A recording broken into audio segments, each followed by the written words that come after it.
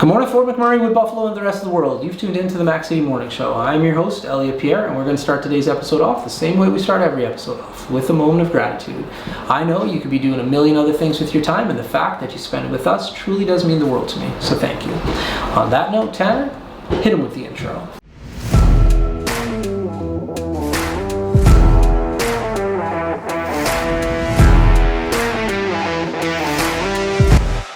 And we are back. We were at Coldwell Banker again, so big shout out to them and Colin. We really do appreciate your ongoing support.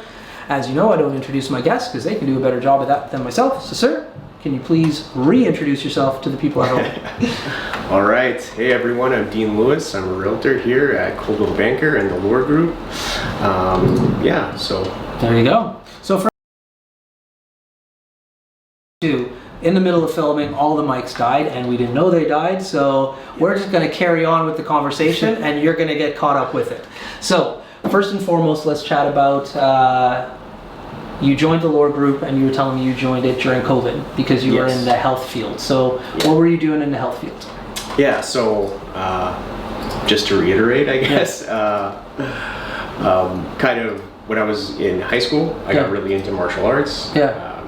Started training Muay Thai first, then I did a little bit of Brazilian Jiu-Jitsu. Kind of fell in love with it. I started competing in mixed martial arts when I was about 18. And I kind of discovered that, what I really loved about that was kind of the process of getting ready, kind of the physical and mental transformation that you go through from where you start to where you are on the night of a competition is what I really loved.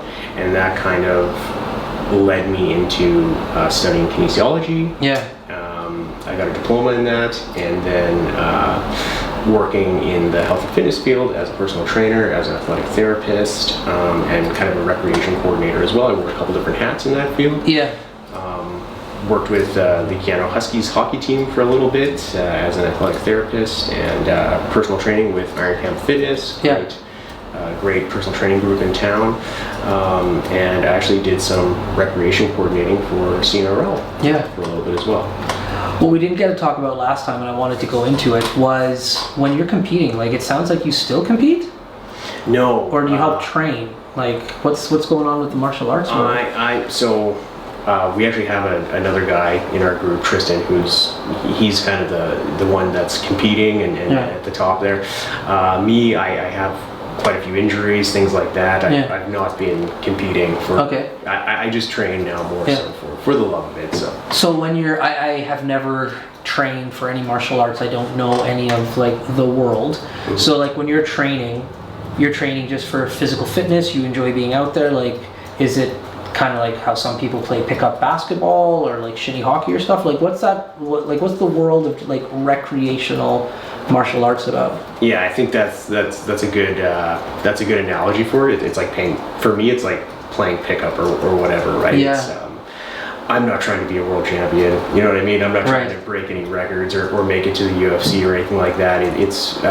There's a myriad of positive effects from it. So obviously your physical health for one thing, right? Cardiovascular strength, and then just as well, like there's the self-defense side to it as well. You know what I mean? Like my girlfriend, she's 120 pounds. She trains. I got her into training. She probably trains more than I do now. And she's confident that she could handle herself in a lot of situations, right? So I think it's really important for everyone, but especially maybe people who are like a little bit more vulnerable. That's fair enough. Now, a component of martial arts is, and like I said, never done it, so maybe it's a stupid question, but I feel a bit of it is like a mental thing too, in regards to like clarity. You need to like learn how to breathe. You're putting yourself 100%. In situations of stress, and like how to deal with like the stress component, 100%. So like I do a lot of meditation, so like the deep breathing, the focusing. I have to assume like if somebody's got you in a headlock, like you can't panic or you tap out. So like what's that mental component like for you? Well, it's 100% mental. A lot of people like to say like, oh, things are 50-60% physical and then 50 or 40% mental, whatever. It's 100% mental, because you could have all the physical gifts in the world, all the athletic building in the world. But if, like you say, if you get in a situation where you're in a headlock or something like that, and your reaction is just to panic and not use your physical gifts, well, then they mean nothing. That's right. Right? So you have to be composed. So much of that comes just from experience. It comes from being put in those situations, in kind of a safe environment, like a gym where we have coaches and stuff that are going to talk you through. You know, don't panic. That's right. Just here's what you do, and that's right. Now you're on the other side of it. That's right. Kind of thing. Fascinating. Yeah. And so with something like this, like you must be, well, not must be, there's lots of people who play sports who don't watch sports, but I have to assume you're a fan of like looking at competitive, like martial arts in any shape or form? It's actually not really. Okay. Not as much as you might think, actually. Yeah. I actually, before I got into it, I was probably more of a fan of like the UFC and things like that. Right. When I watch it now, it kind of just makes me want to train. Right. Yeah. You know what I mean? Yeah. So, not actually a huge fan of watching martial arts and stuff like that. I do sometimes from here and there, but I'm not a fan of it, but I'm not like a die-hard. Every UFC event is marked on my calendar kind of thing. Right. Nothing like that. No. You're not spending the money to make sure you're down like at Vegas when that big fight's going down. No. Interesting. No, I've been to a few though. I've seen George St. Pierre in New York. Okay. When he came back, that was amazing. Yeah. Cool. Yeah. No, I had a discussion, this is a while ago, I've told this story on the show once or twice, so if you've heard it before, I do apologize. But I was with a group of adults, and one of the adults was talking about how their kid is like watching other kids play video games, and they couldn't understand why. Like, it's so stupid. And I was just like, well, it's not, but whatever. And they're like explaining to me how this is not silly. And well, you watch people play sports. Exactly. Like, you know how to play hockey, you know how to play baseball, you know how to do these things, but like as a male, like who it was, I was like, you can't tell me you don't watch sports. And then he's just like, well, I was just like, but you're an able-bodied human being. You could go and play those sports. Sure. So like, it's the exact same thing. That's a funny way of looking at that, and like comparing it to sports. It is becoming a sport, That's quote right. unquote, whether or not you would what you define as a sport. That's right. It's technically esports is a thing. Like there's, I believe, a team at Keanu now that's very competitive. That's it. And what I told him, and like I've told this story online before, and I got a little bit of hate, but it's the truth. Sorry, I'm sorry for pointing it out. But I was just like, your kid who's watching like the kid playing video games makes more sense to me than you watching the actual sport, because that child is actually doing it. I'm like, you cheer for whatever team you're cheering for, but those players don't like live in that town anymore. They get traded all the time. I was like, you're really cheering for a blouse color.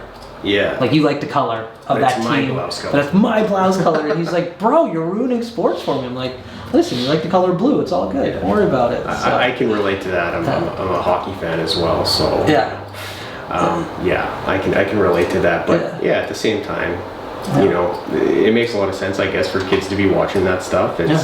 They get excited, and like you, they play more video games because of it. And that's what he was saying. Like, my kid goes and plays. I'm like, like now he sees somebody doing something that he didn't know which was possible. So now he's like, I'm gonna go try that out. Just like when you watch like fighting, like, I didn't even know that move existed. You go. Let me go try that out. Exactly. Anyways, in regards to real estate, why did you choose to work with Coldwell? So like I kind of mentioned before, I met with Colin over the years. I've lived in Fort McMurray several times.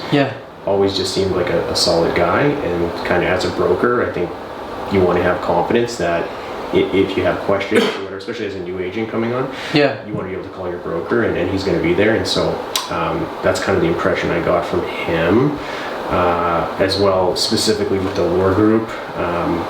You know, some of my best friends are members of this team, right? Before I got into real estate, so definitely just stand-up people, and I think you see that a lot in pretty much all the people Colin hires. You've definitely met with some of them, and had the opportunity to talk with some of them. Just really stand-up, good people, right? So that's kind of what drew me to Coldwell and the lore group specifically. There we go. Now, you've been in Fort McMurray for a long time. We already asked the question. He went to Westwood. So it's neither here nor there. It's not Mercer Cove. What about this community has made you want to stay and invest your time here, though? Yeah, it's a good question. So I've been here for 27 years now, so long time. It's my home. I've always considered, I consider Alberta my home, right? Right. I'm originally born in Newfoundland, like we already talked about, but Alberta is my home, Fort McMurray is my home. It's just a great community. Like, I don't know, what can I really say? You see it in, recently we've had some hardships, obviously, with fires and floods and things like that. And the way this community comes together is pretty amazing. It's a pretty special place, I think. So, we have a lot of good community members here. And for what I like to do, we talked about the martial arts stuff a little bit like that. But, I like to do a lot of outdoor stuff. Mountain biking, running, hiking. I have a dog that I'm constantly out at the lake with, or down. I live in Abassan, so I'm just a short walk down to the river there with the dog. It's a great place if you like those kind of things. That's awesome, man. And there you have the poster for tourism for McMurray. There's my sales pitch. That's awesome, man. That was great. Well, listen, Tanner tapped his watch, so that means we're out of time. But before I cut you loose, you get a shameless shout out or plug. So you got the mic, the camera, the lights.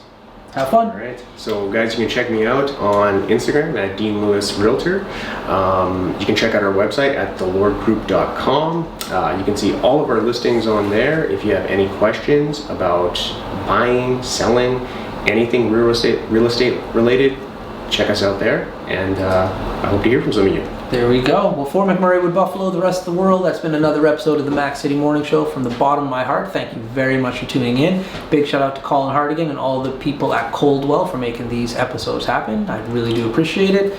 Hope everybody at home is having a great day, and we'll see you tomorrow. Peace.